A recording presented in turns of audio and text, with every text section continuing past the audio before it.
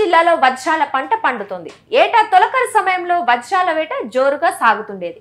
అయితే ఈసారి ముందుగానే వర్షాలు కురవటంతో ఎక్కడెక్కడి నుంచో ప్రజలు తరలివస్తూ తమ అదృష్టాన్ని పరీక్షించుకుంటున్నారు. అయితే గతంలో కంటే ఈసారి ఎక్కువగా వజ్రాలు దొరుకుతుండడం అందరినీ ఆకర్షిస్తోంది. గత వారం రోజుల్లో సుమారు 20కి పైగా వజ్రాలు దొరికినట్లు స్థానికులు చెబుతున్నారు. ఇటీవలే ఓ రైతుకు పొలంలో వజ్రం దొరకగా దాన్ని 5 లక్షల రూపాయల నగదు, 2 తులాల బంగారానికి ఓ స్థానిక వ్యాపారి దక్కించుకున్నాడు.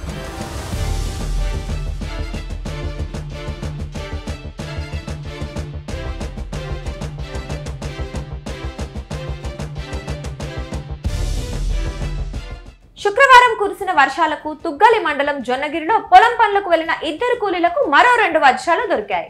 వ్యాపారులు వాటికి వేలంపాట నిర్వహించి సుమారు 12 లక్షల రూపాయల నగదు, 2 తులాల బంగారం ఇచ్చి వాటిని కొనుగోలు చేసినట్లు విశ్వసనీయంగా తెలుస్తోంది. విచిత్రం ఏమంటే వజ్రాలు వెతికేందుకు వచ్చిన వారికి కాకుండా స్థానికంగా ఉంటున్న రైతులకు, పొలం పనులకు వెళ్లిన కూలీలకు వజ్రాల రూపంలో అదృష్టం వరించడం ఆసక్తిగా మారింది.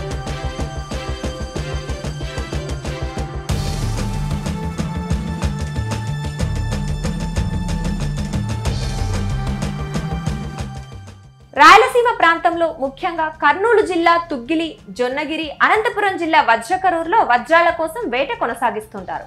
ఈ ప్రాంతాలతో పాటు ఎమ్మిగనూరు, కోసిగిలోని పంట పొలాల్లో కూడా వజ్రాలు లభిస్తూ ఉంటాయి. తుఫాన్ ప్రభావంతో వర్షాలు కురుస్తుండటంతో తమకు వజ్రాలు దొరక్కపోతాయా అని అన్వేషకులు వేట కొనసాగిస్తున్నారు.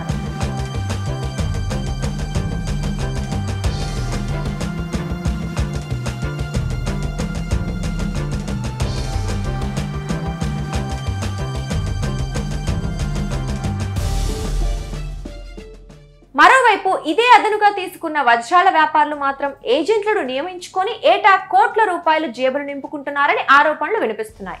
స్థానిక వ్యాపారులందరూ సిండికేట్ గా మారి వజ్రాలు దొరికిన వ్యక్తుల నుంచి తక్కువ ధరకే దక్కించుకొని ప్రభుత్వ ఆదాయానికి గండి కొడుతున్నారు.